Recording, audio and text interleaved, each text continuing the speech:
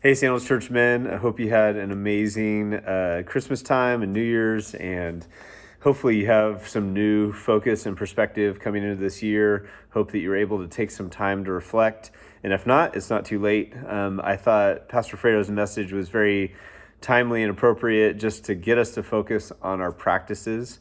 And man, it's one of my favorite subjects to talk about. I think it's so vital.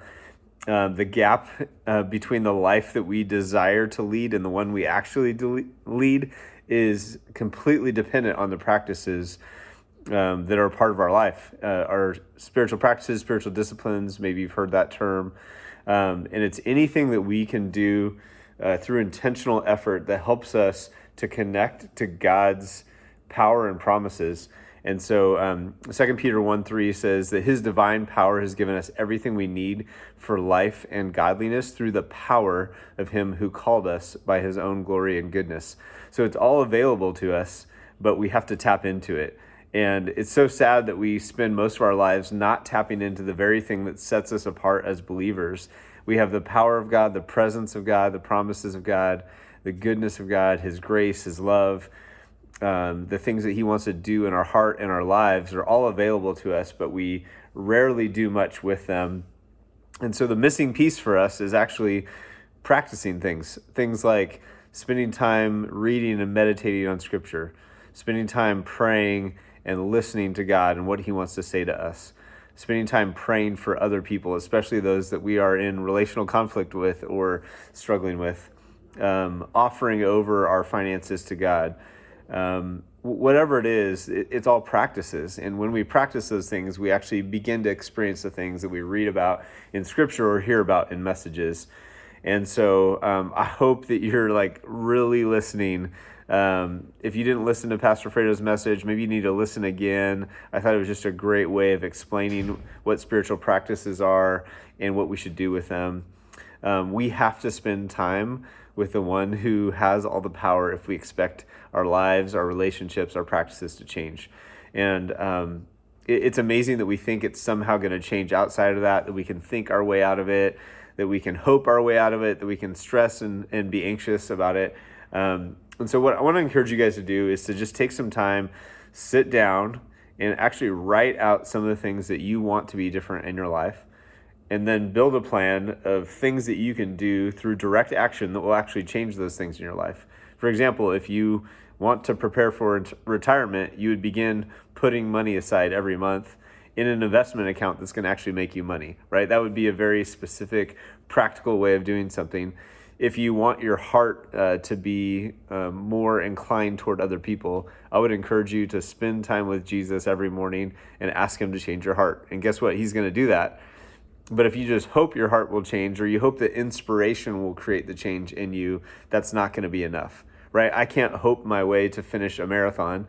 I can go out with great intentions and maybe a lot of energy and a good night's rest, but I'm going to fall short if I haven't trained my body to do a marathon. And so in the same way, I would set a plan and go, hey, over the next 8 months, 10 months, I'm going to run each day and I'm going to build up. There's great training plans online. I can follow those. I'm going to practice that over and over and over again. And guess what? I'll be able to do a marathon. And in the same way, if our desire is, man, I want my thoughts to be more centered on Jesus. I want my actions to be more centered on Jesus. I want to know Scripture more. I want to be kinder to the people around me. I want to be more committed to God's purpose in the world, or I want to be more committed to finances. All of those things are going to require us to give specific effort.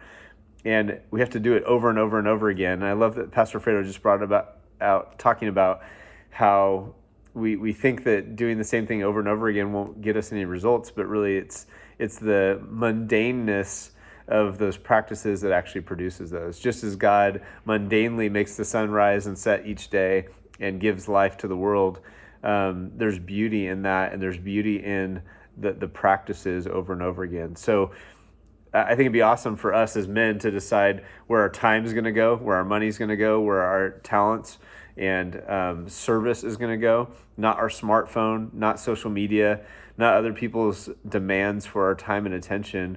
We have to set those practices in place, and those practices will create the shape of our life that will tell us what we should say yes or no to. And so we have to rely on those things that God's already given us to access Him and to access the good things that He wants to produce in our lives. So I love that Pastor Fredo said that your season of life is not the barrier. If external circumstances are determining what we do and don't do, we're not in control of our lives. And how can we offer control of our lives to God if we don't even have control to begin with? If control is somewhere else out there and someone else is directing things for us. So where should you start? I would start with, what have you been avoiding that you know you should be doing? If you don't know what that is, or you're avoiding absolutely everything because you don't know where to start, I would start with spending concentrated, quiet, set aside time with God. This is not praying on your drive to work. You can do that as well. This is not listening to the Bible on audio as you work out. You can do that as well. Those are great things. But spending time sitting down, taking a few deep breaths with the creator of the universe and just saying, here I am. I'm just a man who feels like a boy sometimes that needs you to do something significant in my life. God, would you meet me here? Would you begin to do a work in my heart? Would you speak to me? Would you help me to change my practices? I would just start there and spend a few minutes each day with God, and then extend that and look at other practices you can do, such as listening to podcasts or listening to the Bible on audio or spending time reading and journaling or fasting. There's tons of practices we can do that will change our hearts, our minds, and our lives.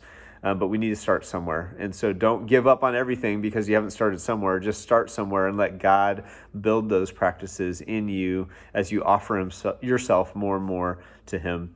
So if you're part of a group or watching this as a part of a group, man, I want to encourage you to really put into writing and verbalize that to other people what the changes are that you're planning to make, and take back control of your life to do that so that you can offer your life freely to God in sacrifice. So hope that's encouraging to you. Hope you're challenged this year. We're going to continue talking about this. If you have any questions or topics that you want us to address, please feel free to email me, andrew@sandalschurch.com. Go through the questions. They're very practical, but hopefully we'll set you in the right course. Love you guys. Praying for you in 2022. I think it's going to be an awesome year. Looking forward to us really becoming the men God has called us to be in a deeper way this year. God bless.